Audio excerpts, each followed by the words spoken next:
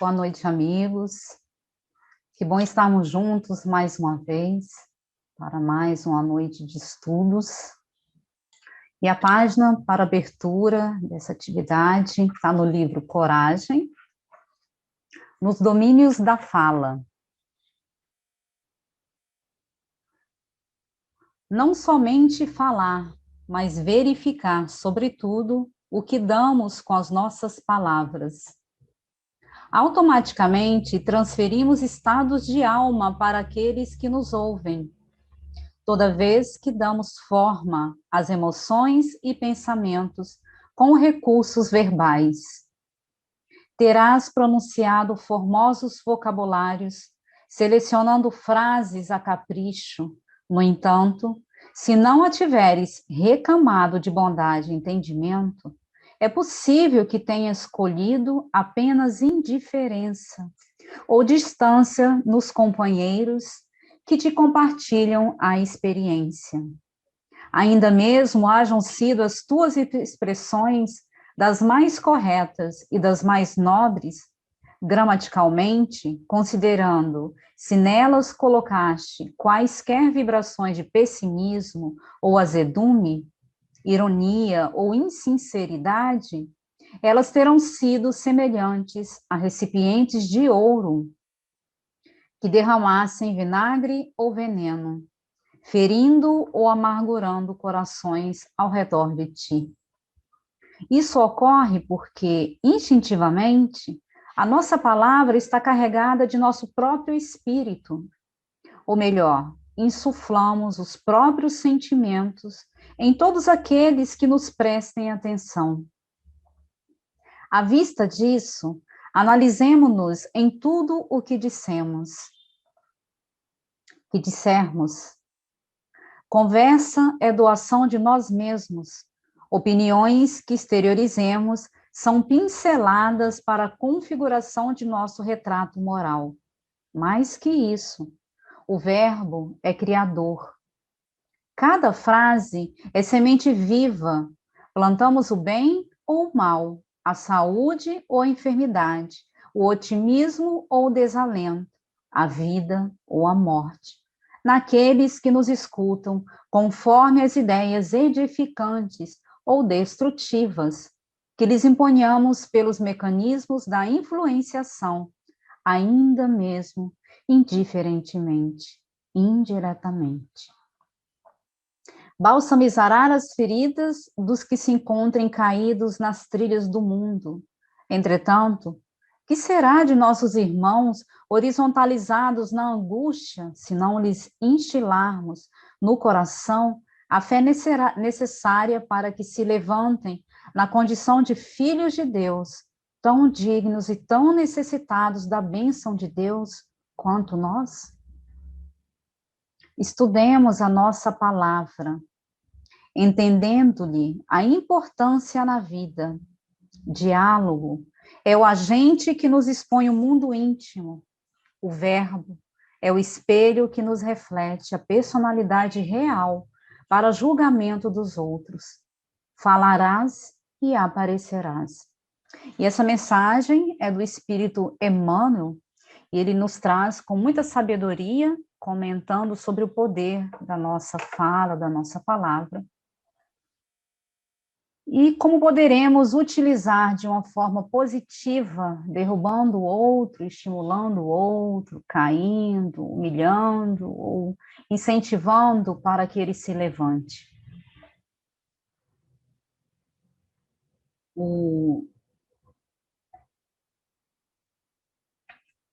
Eu só não anotei a página do capítulo, mas está no livro Coragem, podem procurar.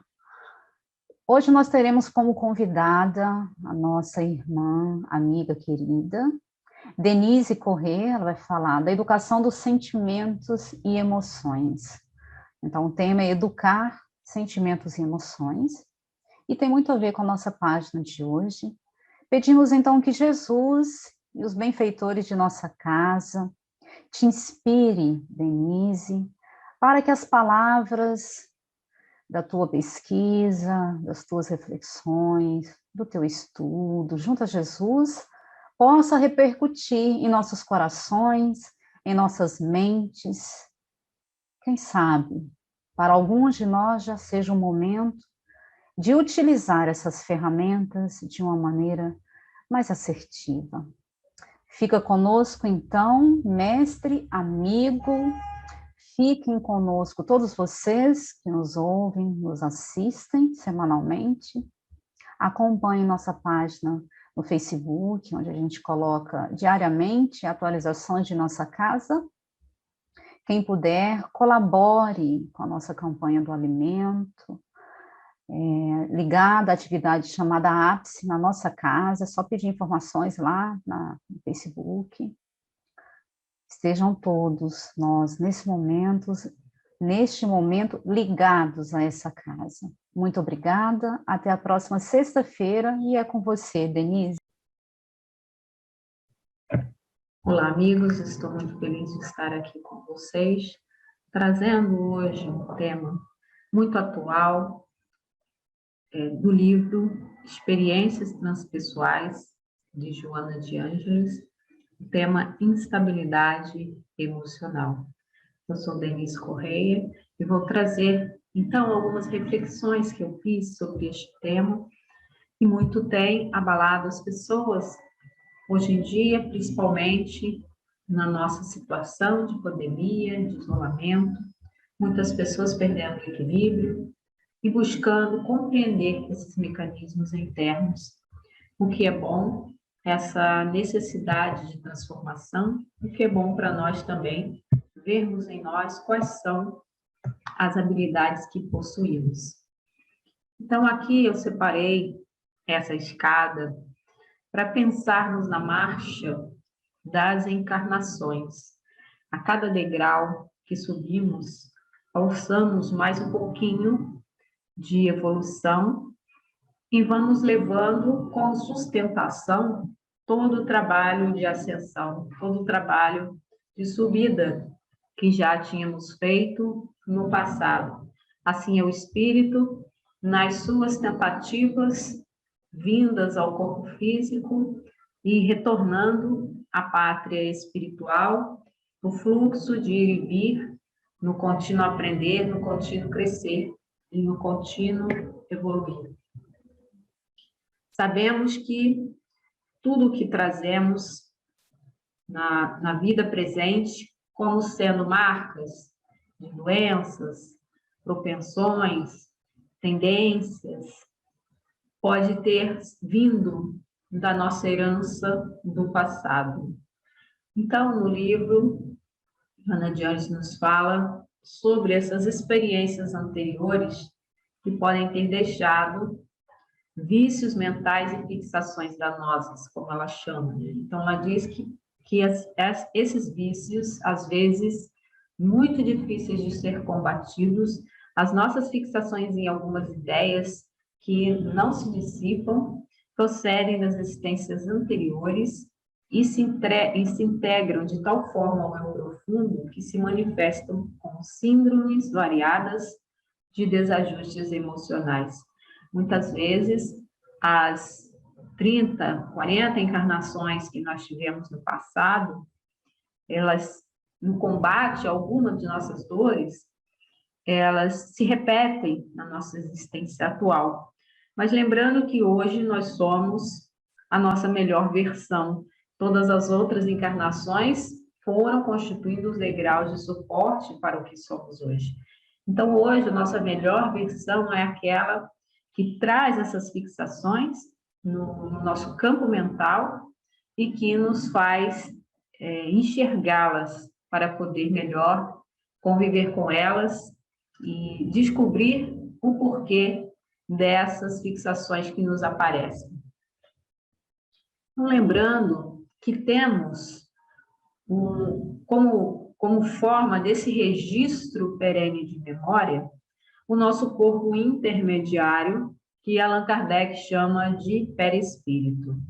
Então, para fazer a interface entre o espírito, que é a centelha divina, que é a luz de Deus em nós, precisamos fazer esse contato com o corpo bruto, com o corpo grosseiro, com o corpo animalizado, e nesse meio, para fazer essa ligação, temos o corpo chamado perispírito. Esse perispírito é sutil, e nele há o registro de todas as nossas encarnações, nas emanações das nossas vidas, no proveito que nós tiramos, as experiências passadas, tudo que agregou para nós essa vida fica em registro na nossa memória perispiritual. E essa memória que às vezes irrompe no nosso inconsciente e se deflagra como algumas dores que formam ideias fixas, que formam tendências, que formam viciações em nós. Então, algumas propensões a essas doenças, tanto no corpo físico como no corpo mental. Então, o nosso perispírito, ele também é o modelo do corpo físico. Então, há ali o registro de tudo que nós precisamos vivenciar na experiência da vida física para o melhor aprendizado. Assim como o corpo humano, o perispírito vibra em delicado equilíbrio. E para harmonizar-se, o inconsciente gera mecanismos de reparação do mal.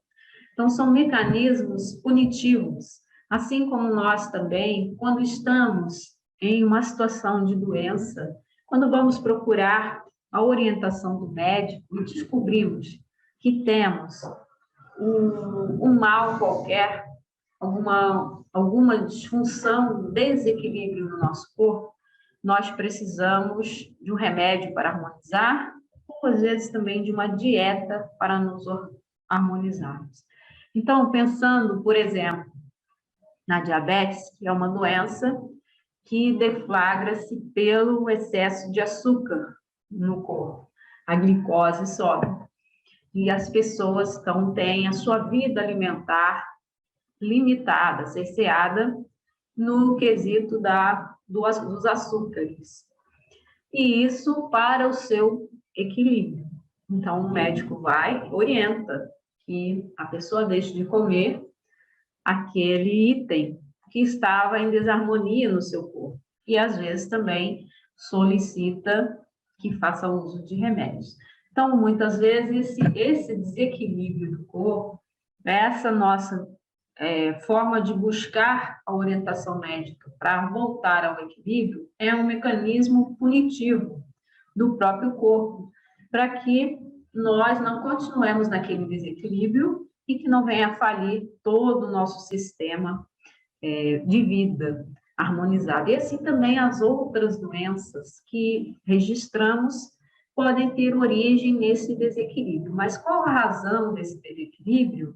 Os médicos não sabem, eles dizem que pode ser uma tendência genética, ou um exagero, né, da pessoa no alimento, ou as duas coisas, ou algum outro fator que não está ainda definido pela ciência, que sabemos que são essas causas pretéritas, essas nossas propensões, essas nossas predisposições a desenvolver a doença ou o estado de alma, que já vem das nossas encarnações passadas. Então, assim também como o corpo, no espírito acontece a mesma coisa. André Luiz nos diz, no livro Ação e Reação, que a alma ressurge no equipamento físico, transportando consigo as próprias falhas a se refletirem na veste carnal, como zonas favoráveis à eclosão de determinadas moléstias. Então, assim como o perispírito guarda toda a memória do nosso conteúdo mental, das nossas ideias fixas, das nossas tendências, também guarda nos códigos genéticos todas as propensões para determinadas doenças que se deflagram no corpo físico. Joana de Anjos nos fala de lesões degenerativas, assim como a figura que eu coloquei aí de uma estátua, onde há nela o desgaste visível do tempo, com algumas rachaduras, com algum lugar mais escuro, pela poeira acumulada. Assim também nós podemos fazer uma figura com o nosso perispírito quando se apresentam essas lesões e ele fica com marcas, com frestas, com aberturas para essas doenças. E isso se dá por meio do nosso pensamento. Então, imagina o pensamento emitindo ondas e ondas elétricas da mesma frequência, no mesmo sentido, o tempo todo. E essas ondas negativas, de pensamentos pessimistas, de pensamentos de baixa autoestima, se lesionando e gerando ali aquelas deficiências. Então, essas lesões, ela nos fala que são em razão da onda mental. Ela diz, a onda mental que pode ser expressa pelo pensamento, às vezes pelas palavras, quando nós repetimos para nós mesmos, eu não vou conseguir, eu não tenho chances, eu sou um fracassado, ou até mesmo pelas nossas ações no mundo físico, quando nós desenvolvemos ações menos dignas. Então, ela fala que isso tudo constitui a onda mental. Então, a onda mental repetida e doentia gera lesões nas camadas perispirituais. São essas rachaduras, são essa característica degenerativa que nós vemos no perispírito. Essa desarticulação somente se recomporá quando o eu consciente se houver perdoado.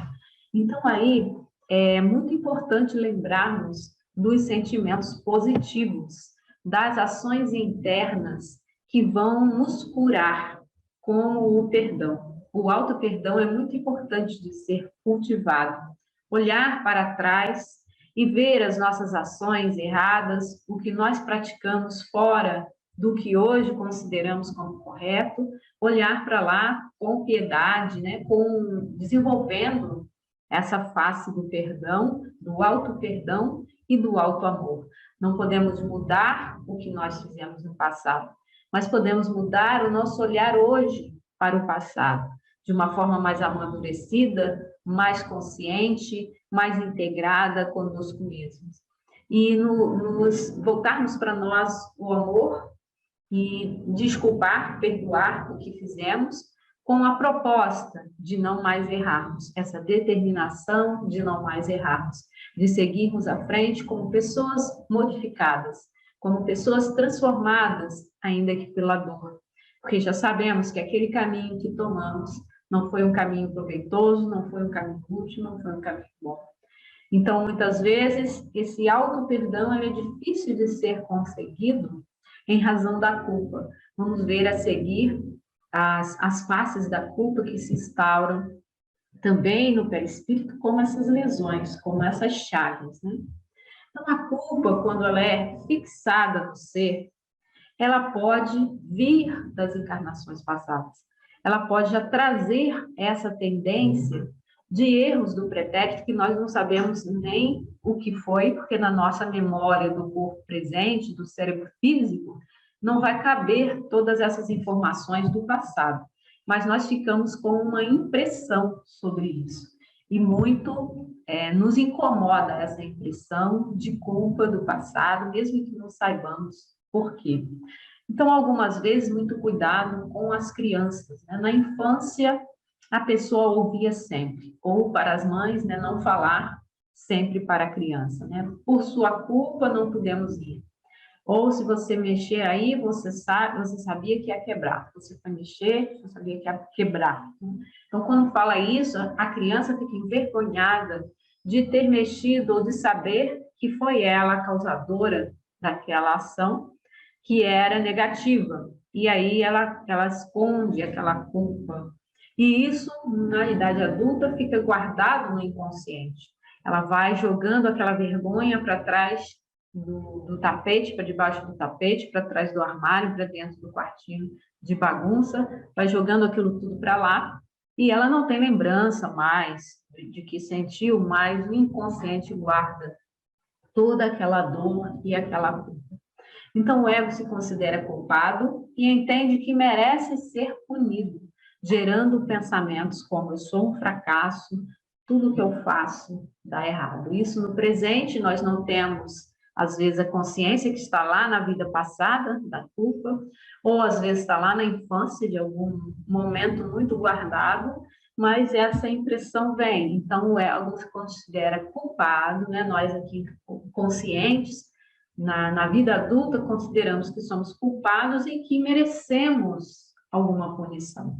E isso se instaura no nosso quadro mental. São essas ideias fixas que vão rompendo o perispírito, que vão rachando, que vão transformando num vaso, tudo já comido pelo tempo.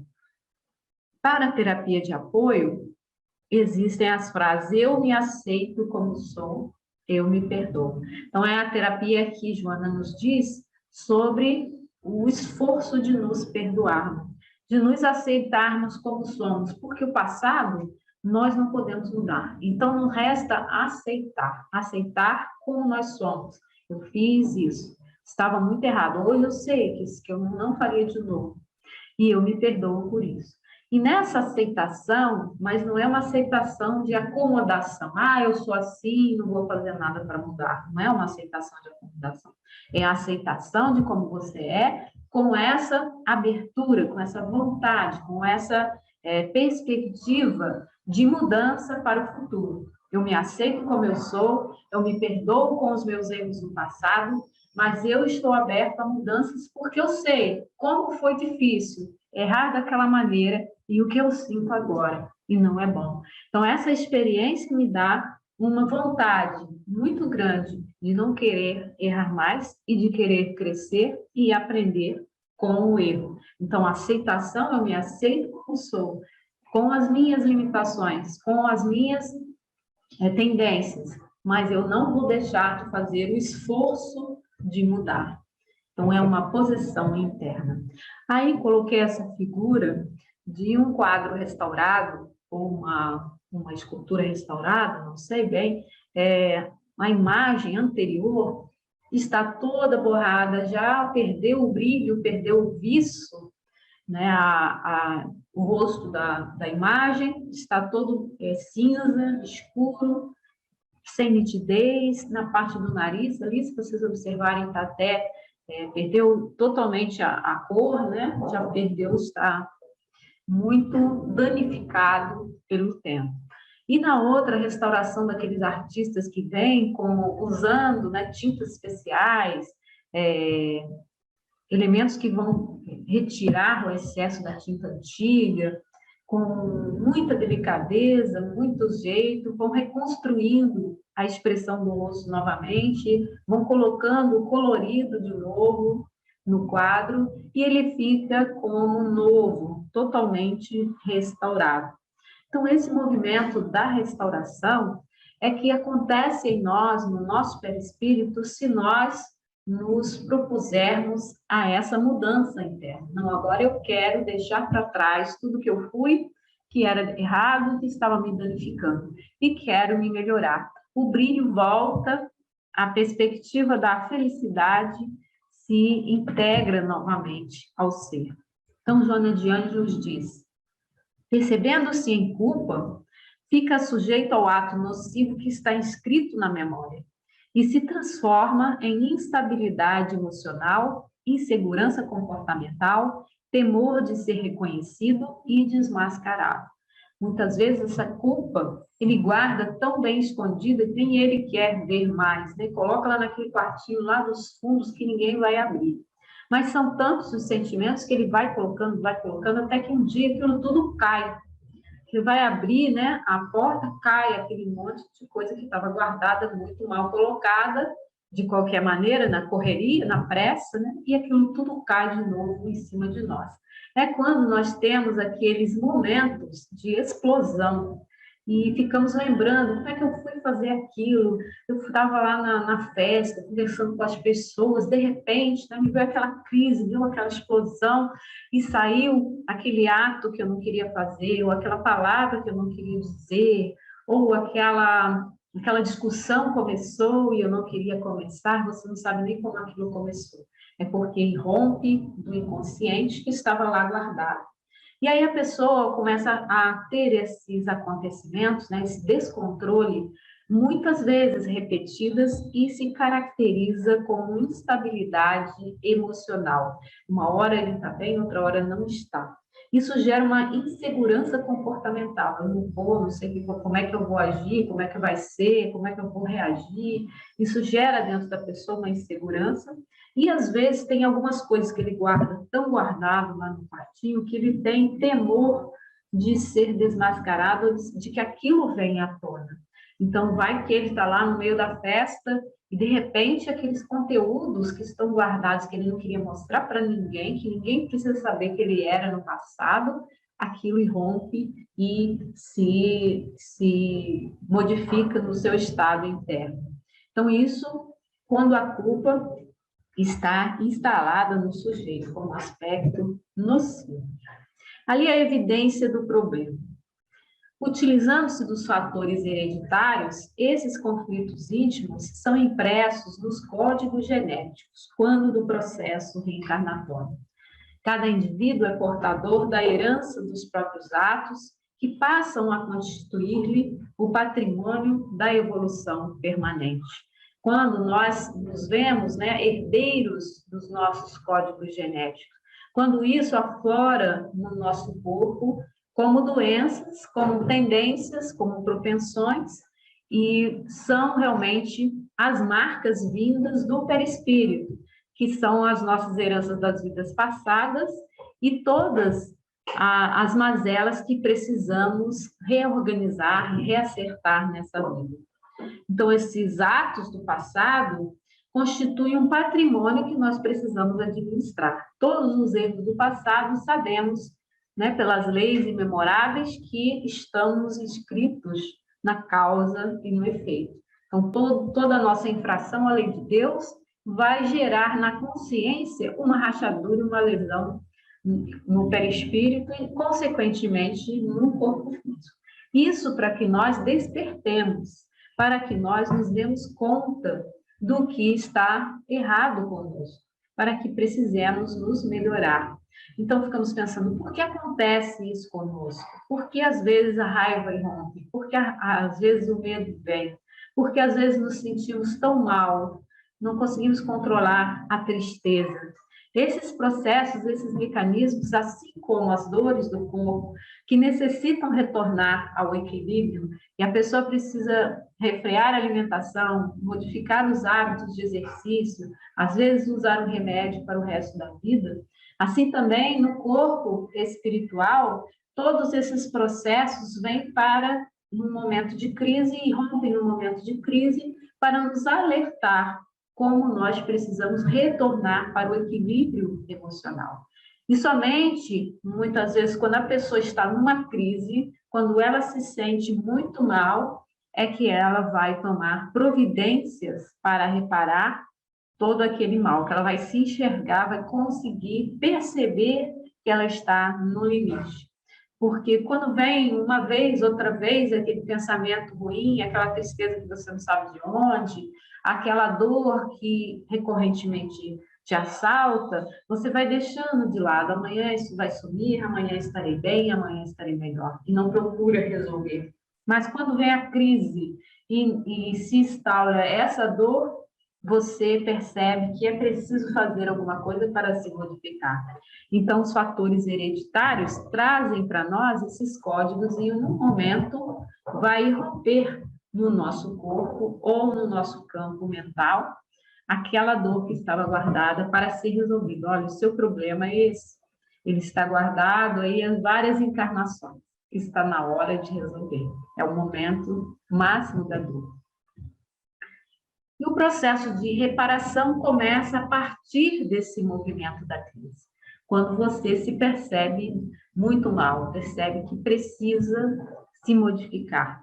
Então, Joana de Anjos nos diz, a emissão de pensamentos salutares em benefício de si mesmo são essa forma de iniciar o processo da reparação. Quando a pessoa volta-se para dentro de si e fala, vou mudar. Não está dando certo esses pensamentos negativos, essa raiva que eu sinto, esse medo incontido, essa tristeza que não sei de onde vem, eu preciso mudar. E começa a gerar pensamentos salutares. E como que ela faz isso? Muitas vezes, se ela buscar essa pacificação interna, e se não tiver no momento de crise, ela vai conseguir reparar-se. Se tiver no momento de crise, pode ser que ela precise de uma ajuda especializada. Então, muitas vezes, não sabemos o que fazer com nossos sentimentos. Quando nós não conseguimos esse momento de pacificação, de internalização de nós mesmos, precisamos buscar um profissional, um terapeuta, alguém que tenha já o conhecimento de como fazer com isso que está dentro de nós e que nos incomoda. Mas nem sempre o paciente detecta o fator desagregador do conflito, tendo necessidade de ajuda especializada, nos diz Joana de Ângeles. Porque, às vezes, ele sabe que está ruim, né? O sentimento está ruim, chegou num momento de crise, chegou numa desarticulação, está instável internamente, mas ele não sabe por quê. Qual foi o fator que gerou aquele conflito? E aí ele precisa desatar esse nó, desenrolar esse novelo, buscar lá no fundo quais são as razões que deflagram esse processo mental. E isso é um trabalho para o profissional. Tem muitos terapeutas, muitos psicólogos que atendem com muita consciência já desse processo espiritualizado. Tem alguns que são até espíritas e que nos trazem já uma visão ampliada de todo o trajeto das encarnações, todos os altos e baixos os quais nós passamos, tentando subir a escada da evolução. E aí Joana nos diz uma frasezinha bem curta, mas que é bem também profunda, né? A pessoa vai aprender a conceder-se o direito de errar. Ela vai compreender que ela tem o direito de errar. Ninguém é perfeito, né? De uma hora para outra, a gente não pode conseguir acertar. Mas ela tem o dever de recuperar-se. Assim que perceber que errou, buscar a ajuda para sair daquele erro, para voltar ao seu equilíbrio emocional, à sua estabilidade emocional. Aí entram também, como muito importante, a ajuda que a pessoa vai receber, o papel da família e o trabalho do autoconhecimento. Então, quando nós buscamos em nós mesmos nos conhecermos, como que eu sou, como que eu ajo, como que eu reajo, o que me tira do sério, o que as pessoas dizem que eu preciso fazer, ou como eu afeto as pessoas. Então, todas essas perguntas internas que nós fazemos a partir dos nossos comportamentos e das nossas ações, elas nos levam ao autoconhecimento. E aquele que se conhece, melhor ele pode agir para se transformar em direção à evolução. Explicando também por Joana que muitas vezes o espírito retorna ao mesmo clã familiar, ela chama de clã familiar, para a reencarnação, porque tem ali afetos e desafetos, tem ali conquistas e perdas que precisam ser reparadas. Então, a espiritualidade organiza para que o grupo venha unido, mais uma vez, num outro teste, numa outra experiência, num outro laboratório, que é a vida familiar. Então, ele vem, ele retorna à vida física com a bênção do esquecimento. Isso é muito importante para o espírito, porque se ele regressasse à vida física, se lembrando de tudo que ele fez, assim que ele despertasse e olhar para as pessoas ao redor, esse é o meu desafeto, esse aqui eu tenho isso, esse aqui eu preciso conciliar aquilo, ia ficar muito difícil se for um filho, né? Alguém que está muito próximo, mesmo até um cônjuge, você saber que tem aquele compromisso de reparação.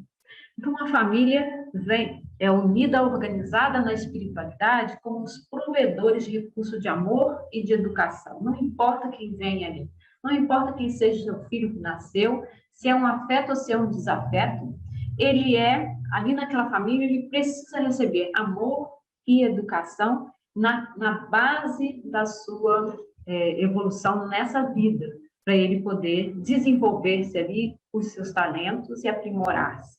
Então, nisso acontece de vir quando a família tem essa consciência de estar recebendo um espírito que precisa aprender o amor ali, receber o amor para também depois dissipar por meio de suas ações, suas palavras e receber também a educação. Acontece que nessas famílias de reparação, muitas vezes a mãe é castradora ou superprotetora, aquela mãe que, ao tratar-se com o filho, ela vai cercear a liberdade do filho, ela vai, querendo dar a proteção, na desculpa que está dando proteção, ela acaba tolhendo toda a liberdade do filho. E o pai, no perfil do negligente, ou às vezes no perfil agressivo, quando a pessoa necessita de um corretivo, de uma educação, ele é muito mais agressivo e perde, né, o equilíbrio. Então, isso, se a criança está nesse meio, numa família reparadora, em que a mãe é castradora, ou às vezes com proteção, superproteção, e o pai é negligente, ou o pai é agressivo, ou vice-versa também, a criança vem com esse mecanismo de culpa, com esse sentimento de culpa muito aflorado. E aí, nesse contexto em que ele está, com esse problema entre pai e mãe na família, ele é um grande candidato a ter, para o resto da vida, a instabilidade emocional e necessitar do apoio terapêutico, às vezes até do apoio de medicamentos. Então, quando a família é a família mais consciente, tem o papel de recuperar a alegria, de promover a alegria daquele grupo, daquele meio, e de descobrir uma motivação para que a pessoa saia da crise, se é o caso, né? Promovendo ali recursos de apoio, de amparo, de sustentação, de orientação, encaminhando quando não conseguir resolver o problema, encaminhando para as terapias necessárias. Fatores de instalação do transtorno. Então, como nós vimos, né, quando a mãe é castradora ou superprotetora, quando o pai é negligente ou agressivo e está no contexto de família, de reajuste reencarnatório, é um fator propenso a que a criança tenha culpa e que, a partir daí, ela desenvolva mais tarde, na vida adulta, essa instabilidade do campo das emoções, essa instabilidade emocional que pode se converter até numa patologia ou não, se ela a tempo, né, conseguir refrear esse impulso interno e procurar a ajuda do terapeuta, né? Então, aí vemos na figurinha o terapeuta perguntando se a pessoa se sente dominada pela mãe, está deitada no divã, mas a mãe está junto e ela responde pelo filho, né? Ela diz não se sente dominado pela mãe. Então, imagine, né?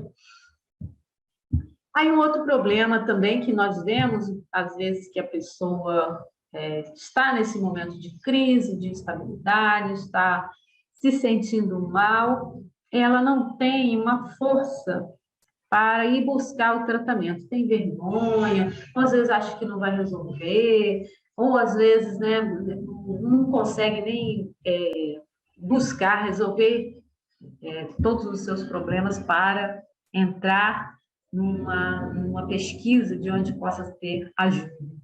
Então, a Joana de Anjos nos diz da falta de vontade firme, falta de forças do paciente para que adie o tratamento. Então, ele vai, amanhã eu resolvo, amanhã eu vejo, então isso daí, mais tarde, na semana que vem eu procuro, hoje não. Ele vai sempre protelando, vai sempre adiando o tratamento, e não tem essa vontade de pegar firmemente, não é hoje, é agora, eu vou resolver, isso tem de ser feito, né? Ele não vai querer subir a sua escada evolutiva, ele senta na escada e fica parado, ele E a escada vai esperar que ele suba quando ele quiser, e não tem vontade. E Joana de Anjos nos diz um termo interessante aqui que eu até deixei em destaque, né? Acostumado à comodidade de ser infeliz por eleição própria, a revolução terapêutica constitui um grave esforço. Aqui se gostaria de poupar, transferindo para outra e realizá-lo. Então, ele está naquela comodidade de ser infeliz. Ah, isso não está bom assim mesmo, eu sou assim mesmo, não vou mudar. Não nessa encarnação, na próxima eu mudo. Então, ele está acomodado na infelicidade. Isso é muito triste de ver, né? A pessoa que poderia estar muito mais feliz, estar muito mais produtiva, está abatida, triste, está instável, está em crise e acomodado naquela infelicidade. Falta-lhe vontade, falta-lhe coragem, falta-lhe força. Às vezes já está no processo de terapia, mas dentro da terapia, acho que é muito esforço mudar ou mexer naquelas coisas antigas, né? Então, eu ficava imaginando lá aquele quartinho que foi guardando as coisas e precisa fazer uma faxina urgente, ele não quer ir lá fazer, está cansado, hoje não, amanhã alguém faz para mim. E isso não adianta, porque a gente não tem faxineiro para fazer isso, tem que ser a gente mesmo, né, que faz essa faxina, que vai lá mexer nas coisas do passado que estão guardadas lá no inconsciente. É preciso ir lá abrir essa porta, é preciso mexer, com a ajuda do profissional, porque às vezes sozinho nós não vamos conseguir fazer. Então, é um esforço que você tem de empreender para começar esse trabalho, de ir buscar a ajuda daquele que sabe te orientar para fazer, né? Ele fica dando as ideias para você fazer e vai cobrando também os resultados. E aí, conseguiu? Já fez? Já foi lá? Mexeu naquele lado? Mexeu nisso? Mexeu naquilo? Então, é muito interessante porque vai te dando toques, né? Umas orientações para você conseguir subir aí essa escada sozinho, mas com essa ajuda especializada. Então, não ficar nessa acomodação de ser feliz. Ah, está bom assim mesmo, está ruim, mas está bom, né? Não é possível estar ruim e está bom. Se está ruim, tem que mexer, tem que mudar, tem que renovar, tem que ter coragem para transformar. E ela dá a comparação com o ser maduro. O ser maduro confia e trabalha para alcançar as metas que estabelece como necessárias para o seu bem-estar. Então, é aquele que tem a visão lá do alto da montanha, né? Até porque o rapaz correndo ali para pular de asa delta ou de uma asa de divertimento ali, né? Para brincar, porque ele sabe exatamente onde ele quer chegar. Ele sobe lá do alto da montanha como se estivesse olhando todo o seu ser, toda a sua perspectiva de vida e confia em si mesmo, nos seus talentos, nas suas possibilidades, trabalha para se melhorar incessantemente, busca ajuda quando necessário, quando é preciso, busca ajuda profissional especializada e vai cumprindo as metas para o seu bem-estar, para ficar bem melhor, né, do que antes, sempre transformando em si mesmo, sempre querendo mudar. Então, não adianta nós sabermos, aprendermos, estudarmos a doutrina espírita ou qualquer outro recurso que nos venha, se nós não colocamos em prática realmente essa proposta de transformação. E aí o autorrespeito, ela nos diz que a autoconsciência conduz o indivíduo à compreensão de como deve agir. Quanto mais ele vai fazendo esse trabalho de autoconscientização, de olhar-se para dentro de si, de ver como ele é, mais fácil ele vai descobrindo maneiras de agir e de se melhorar. Os sentimentos humanos são divididos em bons e ruins pela sociedade, que julga que somente os bons devem ser exteriorizados. Então, ela nos diz que, no finalzinho já do texto, Joana nos fala que há uma divisão da sociedade de alguns sentimentos que são qualificados como sentimentos bons e outros que são qualificados como ruins. Então, por exemplo, a raiva, ela é taxada como um sentimento ruim, e a preocupação da sociedade é que, se você ao exteriorizar a raiva, você se torna uma pessoa agressiva, e exatamente pode promover muitos eventos, né, de violência e de agressividade. Mas olhando da perspectiva interna, não há sentimentos bons ou ruins. São todos sentimentos, emoções que irrompem, né, do nosso passado, do nosso sistema límbico, que vem desse passado e irrompem num outro momento. São impulsos para nos refrear, para nos conduzir, nos direcionar, são instintivos.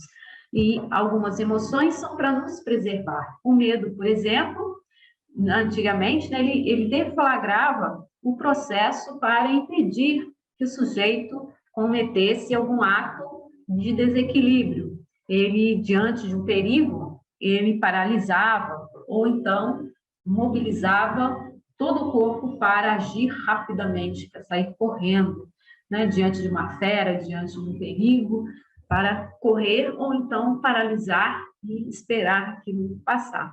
Hoje, que os sentimentos começam a deflagrar em nós, não mais essa possibilidade, porque nós começamos a raciocinar sobre ele e ficar com medo de sentir medo. E aí origina o pânico. E outro sentimento, como a raiva, né, que eu estava dizendo, ele também pode ser um sentimento positivo se nós não deixarmos que a raiva suba a cabeça, né, como se diz, de você agir impensadamente no momento de raiva. Quando a raiva vier, observe que é a raiva, observe até os sintomas que tem no corpo, você fica com a voz embargada, você fica trêmulo, você fica com o coração disparado, você começa a suar, com a mão gelada. Então, observe todos os sintomas no corpo físico e deixe que aquilo passe para você tomar uma atitude depois.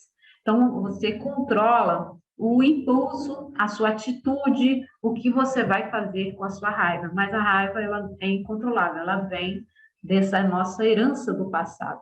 E assim podemos também transformar esse impulso num impulso positivo, transformar a nossa raiva numa coragem, numa assertividade, numa perseverança, transformar aquele mesmo sentimento em algo positivo, tirá-la desse aspecto de descontrole, de explosão, de perder a noção da consciência naquele momento e transformar numa assertividade, no que eu quero dizer com clareza, o que eu quero fazer com perseverança, insistir naquele mesmo objetivo, naquela mesma meta. Então, transformando os sentimentos em algo positivo.